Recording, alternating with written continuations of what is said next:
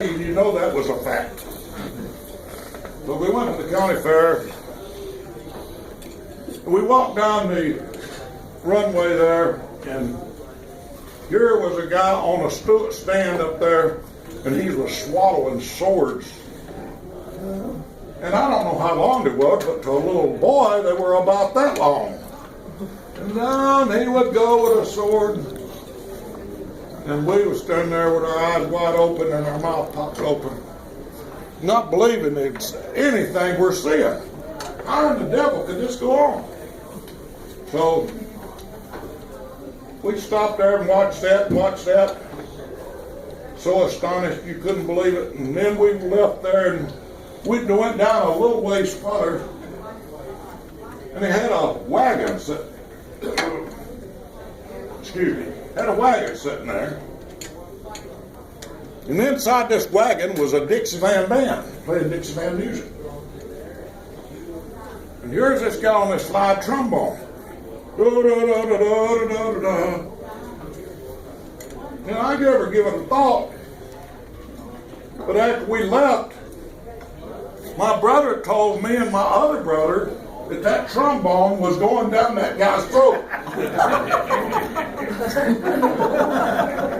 So you see, I knew for a matter of fact until I was a man that was the truth, and I found out later it really wasn't. But then there's the other time that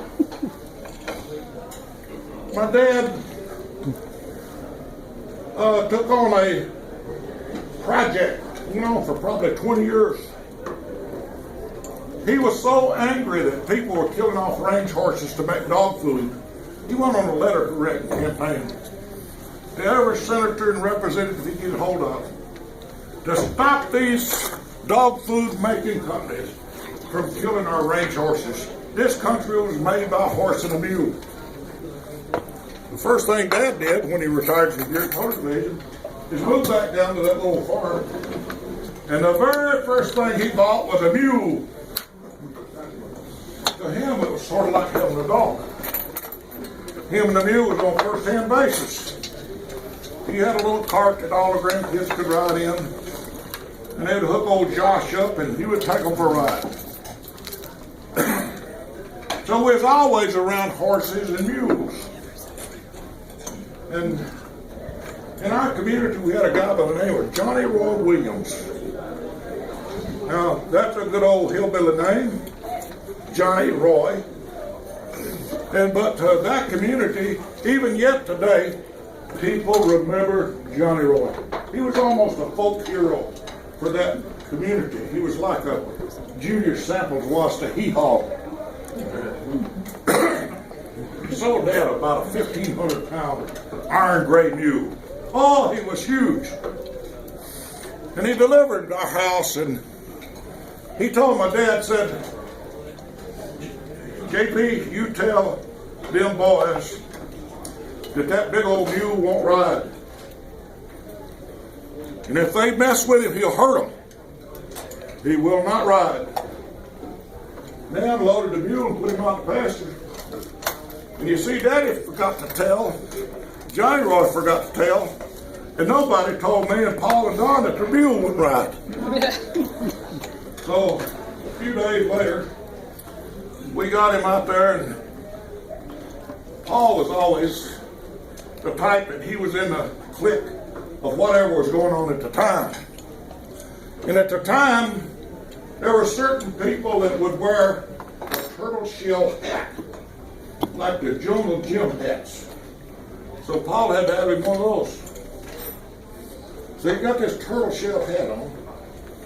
We get this big old mule that we call Johnny Roy, and we took him out there.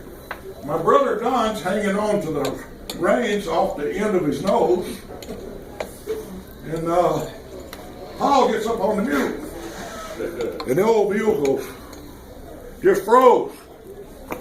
He stayed there for about 15, 20 seconds, and Paul, get up! And he got up all right. He put Paul about 20 foot in the air, and on the way down, he swatted at him with both feet, barely missing. The last thing I seen was that mule going around and around and around with my brother Don hanging on to the end of them things like he was on a merry-go-round. So we had a little meeting between the three of us. We said, oh, you won't be a bad mule. We'll see what we can do about that. So we got out and shelled some corn, put it about half a bag of corn in a bag, shook half of it down in that end, half of it on that end, throwed it over his back, and put a belly band underneath it and cinched it up, and swatted him in the butt, and away he went. That old mule would buck till he give himself out. There he'd be walking around in the pasture with that sack of corn on him. About an hour later, he'd realize he still had the corn, and away he'd go again. 3 days later, Johnny Roy Williams come up to my dad's place, just talking about this, that, and the other. And here I come by on old Johnny Roy, riding like he was a saddle horse. So, you know, we've had some awful good times. We went to Washington Lake. My dad was a good one to take us fishing. And he'd take a big box, put on the back of the truck. My granddaddy Bob would go with us. That's my mother's dad. And Granddaddy Bob loved fish better than anybody ever met. But he also was one of the best cooks I ever met. And he had all the equipment in that box. You could take, unload the box, build a fire, and Granddaddy Bob would cook you the best biscuits, make the best coffee, everything else that you can imagine. So he always went with us. So here's me and Don and Paul went out in Washington Lake amongst a bunch of cypress knees and trees, and we tied ourselves about 150 foot of trot line. Look at those who know what that's about. Put a trot line out, and every little bit you loop a hook on it, bait it, pull on down the boat, bait it, go back to the deal, have a cup of Granddaddy Bob's coffee and a biscuit, and then get in the boat and go back, and you start taking the fish off and rebait the hook. Well, we had Sterling Gray with us. He was about my oldest sister's age. So we get out there and we see the trot line down about 4 feet of the wall down there going like this. Holy cow, there must be a monster there. So we grabbed the trot line and start pulling ourselves on down to it. Okay. We got there and the boat rocked over this way, and a snapping turtle about that big around throws both paws on the side of the boat.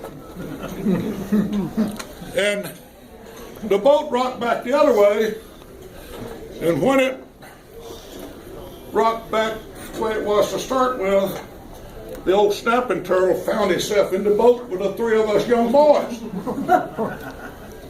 And it was a homemade plywood boat. The kind that's made out of plywood and glue. And Sterling Gray scared him so bad, the old turtle was standing on all fours with his belly about that high off the ground, hissing. Sterling stood up on that boat with that .22 pistol. Bow, bow, bow, bow, bow, bow. And old turtle started hissing at us. And all of a sudden, we seen the water coming in. It shot 8 or 9 holes in the bottom of the boat. So we had to throw the worms out and start dipping the water and rowing fast as we could back to where we could get some more Granddaddy's coffee.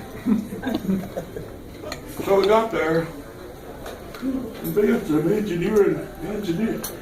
ingenious little boys, we cut us some pegs. Turn that boat over, and we drove those pegs in those holes. So it had to force them in there. Got the turtle out, turned the boat back over, and the four of us got back in that little boat and went back out to fishing again. So there's some good memories that me and my brothers had all over these years. He was the talk of our community. back before we had electricity, back in the 40s, we also didn't have a car. So if you went anywhere, you would hitch up a team to a wagon and away you'd go. Well, we had this great big deal on the back porch. They had insulated walls about this thick. Those walls were stuffed with sawdust. You take the top off of it, and you put 50-pound of ice in there, and you had your refrigerator for quite a while. So that's how we kept everything cool. So Paul would, when it's time to get the ice bin run on a particular route. And you come up to the Crossroads store up there about 3 or 4 miles away. Ever so often, we knew when that was. So good time to get some more ice. Paul would have to hook up the team. He'd get in the wagon, and away he'd go to get the ice. With one foot in the wagon that side, and one foot in the wagon that side, standing up going, "Dow, dow."